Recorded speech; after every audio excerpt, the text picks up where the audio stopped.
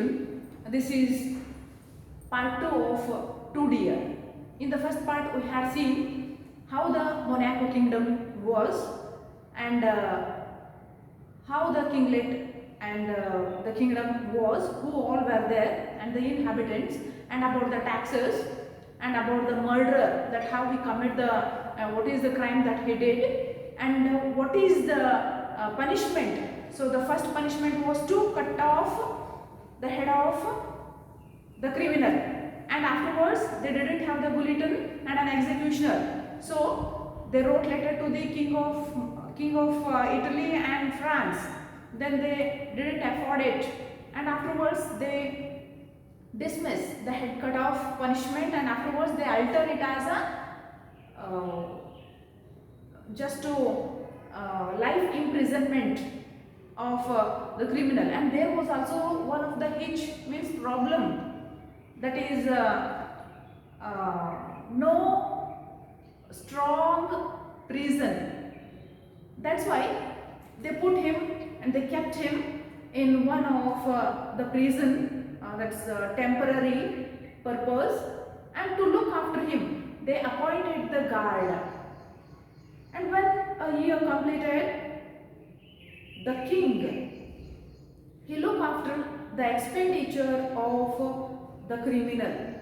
Then it was 600 francs a year. Then he thought it is too burden and it's too heavy, and still this prisoner is young, energetic, and was very strong person, and will lead more than 50 years. So because of that reason, here again he called the ministers, and he told them that they should have to find out the cheaper punishment, the cheaper rate that they want to give him the punishment. So then the ministers told him that they should have to dismiss the guard. Then according to the plan, they dismissed the guard. And here the criminal, he waited for the guard, because the guard's work was to look after him and to provide food from him from palace kitchen. So when he didn't find the guard, then the criminal, he opened the gate of the prison and he went to the palace kitchen, and he had his food, and again he came back and started to live in the prison. So continuously he started to do like that. And some of the ministers, that they went to this criminal and they told, so he should have to run away from the prison. But the criminal, he said, no, I will not run away from the prison, because they ruined his characters. So totally here all the ministers and the king's desire was that this criminal should have to run away from the prison. So at least they should have to save that money. But here the criminal said, no, I will not run away from this prison. I will not run away, and I will not go anywhere from this prison, because they have ruined his character by their sentence. Because they gave him the head cut off punishment, and afterwards they altered it as a life imprisonment, and now they dismissed the guard, and now they are telling him to run away. And he said, even though I run away from here, how shall I lead my life? Because the people will show their back towards me. Means no one will give him the work, no one will talk with him, and no one will ready to talk, or they do not give any work to him. So then how he should have to survive? So because of that reason, here he doesn't want to run away from the prison. And afterwards, here the king and the ministers, they discussed regarding this. And again the king, he told the ministers just to give him the punishment, and which is very cheaper. And again they considered it, again they reconsidered it, and at last they come to the decision that they should have to leave this criminal while providing him pension. So here they offered him the pension. That is, the sum was fixed, that about 600 francs a year.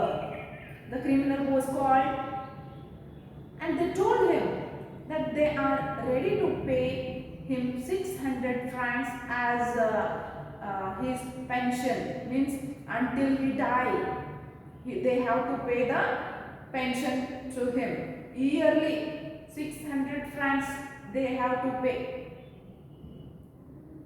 Then this criminal, he felt very happy. See, without doing work, without any work, if he is getting 600 francs means he felt very happy and he agreed. Okay, I am ready to go away from this prison on the basis that they should have to pay him yearly. Until they pay, he will leave. If they didn't pay, he'll come back. So he said yes, and the criminal, he is ready, and totally here the king and the minister, they want to get rid of from this prisoner. So here the prisoner, he took 1/3 of his annuity in advance. Means he took 1/3 of his annual income in advance, and he left the place. He left Monaco, and he emigrated and settled just across the frontier. So there he brought a bit of land. Means he purchased the land there, and he started market and gardening, and started to live happy life. Comfortably he started to live his life. And at the proper time, he went to the palace kitchen, he went to the palace just to take his, to draw his pension.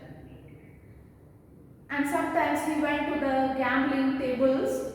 So there sometimes he spent 2 or 3 francs, and sometimes he won and sometimes he lose, and he started to lead a happy and peaceful life. See here, the title is too dear, means too expensive. At first only I told you. It is expensive for the king of Monaco. They called the criminal, they gave him the punishment, they altered the punishment oftenly, and at last the criminal, means to the criminal, they paid 600 francs.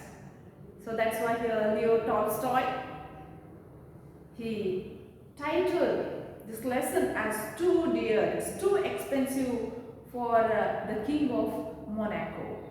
So with this, the second lesson that I completed. Children, you should have to make note of it, and at the same time you write question and answers, and you should have to go through your text.